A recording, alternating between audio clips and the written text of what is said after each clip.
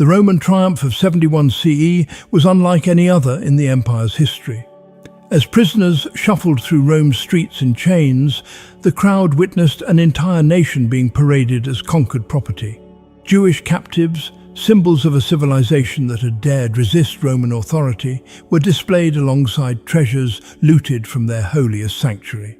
This was not merely a celebration of military victory, but the public acknowledgement of Rome's systematic destruction of Judean independence and the beginning of punishments so severe they would scatter a people across the known world for nearly 2,000 years. Brutal siege and total destruction of Jerusalem. In April of 70 CE, 4 Roman legions surrounded Jerusalem. General Titus, son of Emperor Vespasian, commanded at least 48,000 troops, and his timing was deliberate. The siege began just 3 days before Passover, when thousands of pilgrims had flooded into the city for the holy festival. What should have been a time of religious celebration became a death trap as Roman forces tightened their grip. Inside the city, rival Jewish factions led by John of Gischala, Simon bar Giora, and Eleazar ben Simon had been locked in internal conflicts, destroying precious food supplies before the Romans even began their assault. But when Roman siege towers appeared, the factions finally united.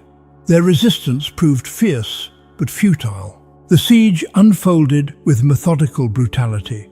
Roman engineers constructed massive earthworks, advancing steadily toward Jerusalem's fortifications. Each defensive wall that fell brought Roman forces closer to the Temple Mount. Inside, starvation claimed thousands as food supplies vanished. Those who attempted to flee were caught between their own defenders, who executed suspected deserters and Roman forces beyond the walls. Josephus, who witnessed these events, recorded scenes of desperate residents eating leather and worse. One woman, driven mad by hunger, reportedly committed an unspeakable act against her own infant. By late July, Roman forces breached the Antonia fortress.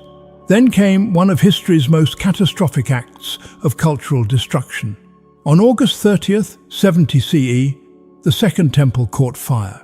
Jewish defenders rushed to save their holiest site with no thought for their lives, but Roman soldiers either ignored or disobeyed orders to preserve the structure.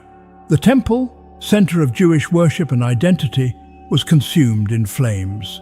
Roman forces then systematically razed Jerusalem to the ground. Buildings were burned, walls demolished, entire neighborhoods leveled. By September, the city lay in ruins. The Romans left standing only 3 towers from Herod's palace and a portion of the western wall, preserved solely to demonstrate what they had conquered.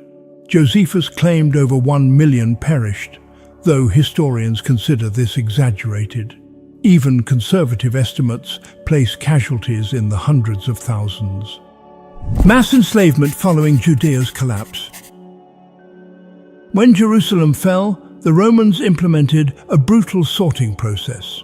After executing armed defenders and the elderly, Roman forces processed the remaining population with cold efficiency.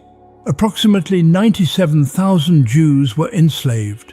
This figure represents not just soldiers, but civilians and families whose only crime had been living in a city that resisted Rome. Age determined destiny.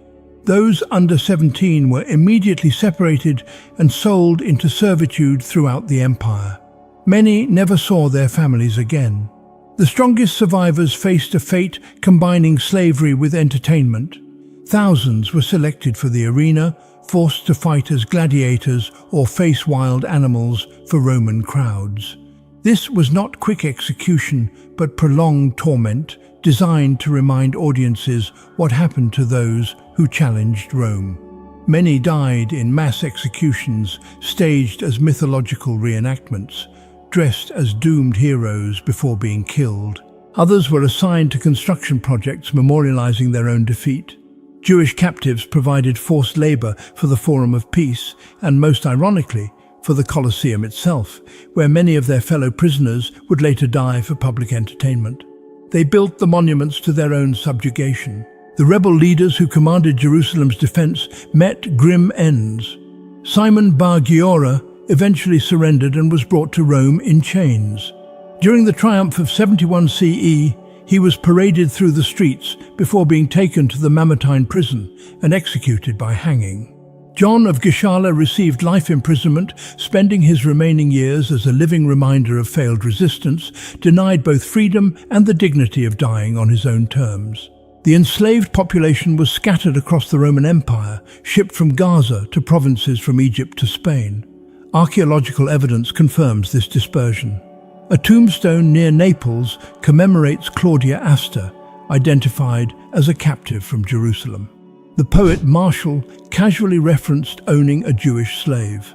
These fragments reveal how thoroughly Rome integrated the conquered Jewish population into its economic system. Gruesome public executions of Jewish rebels. During the siege, Roman forces demonstrated cruelty that served both practical and psychological purposes. As starvation gripped Jerusalem, desperate inhabitants attempted to escape, hoping to find food beyond Roman lines. Those caught faced immediate punishment designed to terrorize defenders inside the walls. Crucifixion became Rome's weapon of psychological warfare. Josephus recorded that Roman soldiers crucified Jewish captives within sight of Jerusalem's walls. The numbers were staggering.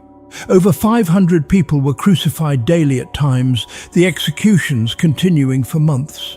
The soldiers, consumed by rage at the stubborn resistance they had encountered, treated these deaths as grim entertainment. Roman legionaries began nailing victims in various positions.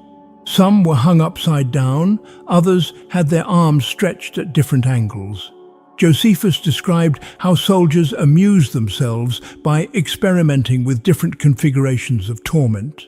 The variety served no purpose beyond psychological impact and the soldiers' own dark entertainment. Victims were first scourged, their bodies struck by whips embedded with metal or bone fragments, then forced to carry the crossbeam to the execution site. They were either tied or fastened through the wrists and feet. Archaeological evidence from a heel bone discovered in 1968 near Jerusalem revealed Roman executioners drove a 7.5-inch iron nail securing both heel bones, bending the tip to prevent removal. Death by crucifixion was not swift. The position made breathing difficult, forcing victims to push up on their nailed feet to inhale, a cycle of agony lasting hours or days. Eventually, as Josephus recorded, the Romans ran out of wood for crosses and space to erect them. The landscape around Jerusalem became a forest of dying bodies, a warning visible for miles. The purpose extended beyond simple execution.